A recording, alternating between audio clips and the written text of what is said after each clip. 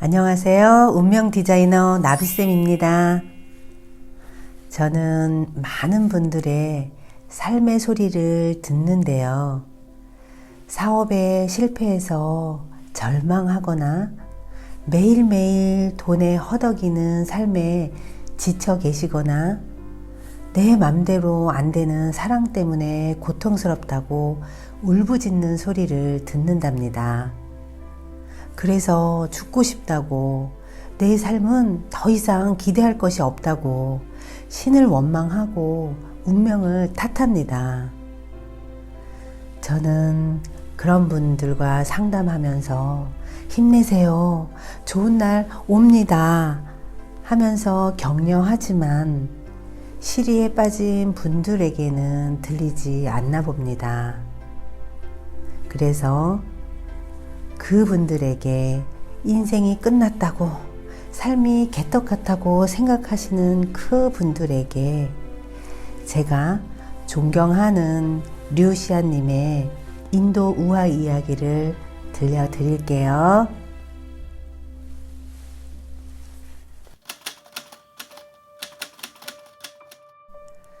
어느 스승에게 4명의 제자가 있었다. 모두 나름의 판단력과 뛰어난 지식을 지닌 젊은이들이었다.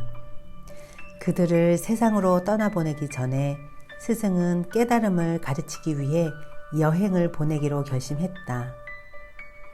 먼 곳에 있는 배나무 한 그루를 만나고 오는 여정으로 각자 한 명씩 차례대로 다녀온 후 여행에서 자신이 본 것을 이야기해 보라고 했다.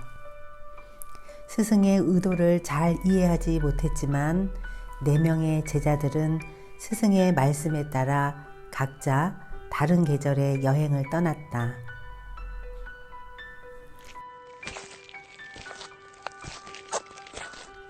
첫 번째 제자는 겨울에 가서 배나무를 보았다. 나무는 차가운 눈바람 속에 잎사귀도 없이 헐벗음 자체였다. 껍질 속 중심부까지 말라 있었다. 제자는 돌아와서 스승에게 나뭇가지가 못생기고 굽었으며 아무 쓸모 없어 보인다고 설명했다. 성장을 암시하는 생명의 힘을 전혀 느낄 수 없으며 혹독한 겨울을 넘길 수 없을 것 같다고. 석 달 뒤 봄에 가서 나무를 살펴보고 온 2번째 제자는 그 의견에 동의할 수 없었다. 그가 본 나무는 가지마다 새 움이 파릇파릇 돋아나고 있었다. 뿌리는 끊임없이 생명수를 길어 올리고 마치 봄과 사랑에 빠진 무언의 몸짓처럼 움마다 봄 기운을 단단히 오므려치고 있었다. 단 어떤 열매도 달려있지 않아 관상용으로만 적합할 뿐 실질적인 가치는 없어 보인다고 제자는 주장했다. 세 번째 제자는 초여름에 나무를 보러 갔다. 그를 맞이한 나무는 온통 흰 꽃으로 뒤덮여 있었다. 뿌리는 단단히 땅을 움켜쥐고 있고 수술과 암수를 보듬어주는 꽃들에게서는 감미로운 향기가 퍼져나갔다. 그 만개한 세계에 이끌려 벌과 새 같은 숲의 다양한 생명들이 모여들었다. 제자는 여태껏 본 가장 우아하고 아름다운 나무라고 말했다.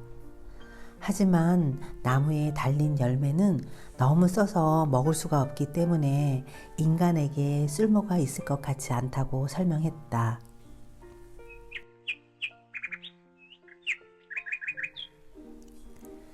마지막으로 여행을 떠난 4번째 제자는 어떤 평가에도 동의하지 않았다. 가을에 나무와 만난 그는 가지가 휘어질 만큼 매달린 황금빛 열매들을 목격했다. 열매들은 태양과 비바람에 자신을 내맡긴 믿음의 결과였다. 제자는 열매 하나를 따 가지고 돌아와서 햇빛과 비를 당분으로 받고 풍요와 결실을 이뤄내는 나무의 연금술에 깊이 감동했다고 말했다. 누구나 과즙 풍부한 열매를 맛볼 수 있게 되었다고. 스승은 4명의 제자를 불러 모두의 의견이 그 자체로는 틀리지 않지만 전적으로 옳지는 않다고 말했다. 각자가 본 것은 그 나무의 한 계절에 불과했기 때문이다.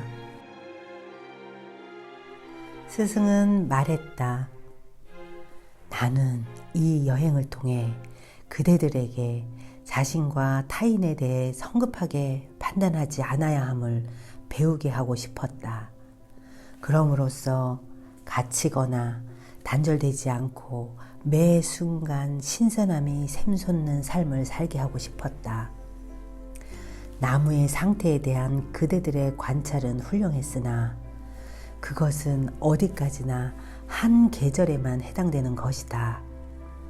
나무든 사람이든 한 계절의 모습으로 단 한 번의 만남으로 전체를 판단해서는 안 된다. 그것은 공정하지도 지혜롭지도 않은 일이다.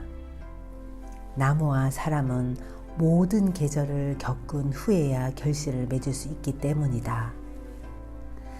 마찬가지로 가장 힘든 계절만으로 자신의 인생을 판단해서는 안 된다. 한 계절의 고통 때문에 나머지 계절들이 가져다 줄 기쁨을 잃어서는 안 된다.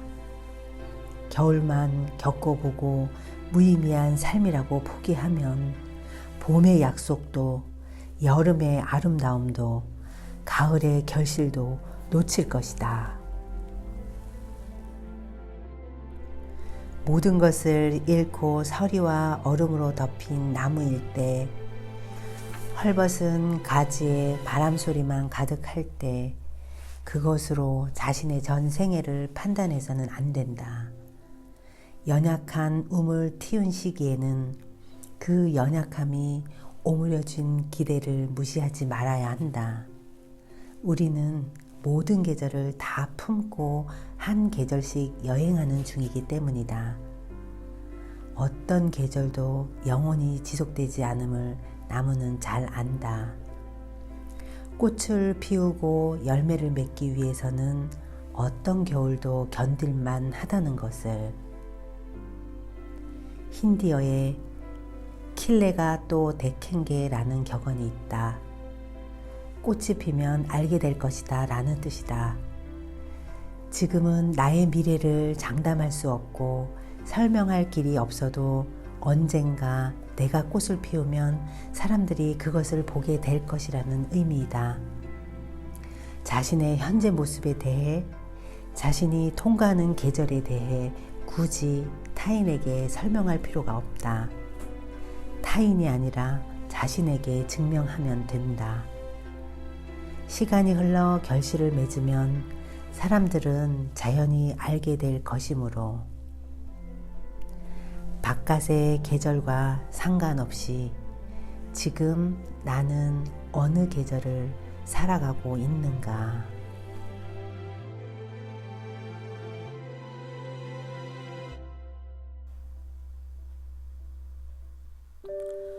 구독자 여러분들은 어느 계절을 살아가고 계신가요? 소나기와 우박이 내리치는 계절을 지나가고 계신가요? 뜨거운 태양 아래서 목이 타들어가는 계절을 살고 계신가요? 우화숙 이야기에서 기억이 남는 구절이 있는데요. 함께 읽어볼까요? 가장 힘든 계절만으로 자신의 인생을 판단해서는 안 된다. 한 계절의 고통 때문에 나머지 계절들이 가져다 줄 기쁨을 잃어서는 안 된다. 겨울만 겪어보고 무의미한 삶이라고 포기하면 봄의 약속도, 여름의 아름다움도, 가을의 결실도 놓칠 것이다. 우리는 모든 계절을 다 품고 한 계절씩 여행하는 중이다. 우리는 모든 계절을 다 품고 한 계절씩 여행하는 중이다.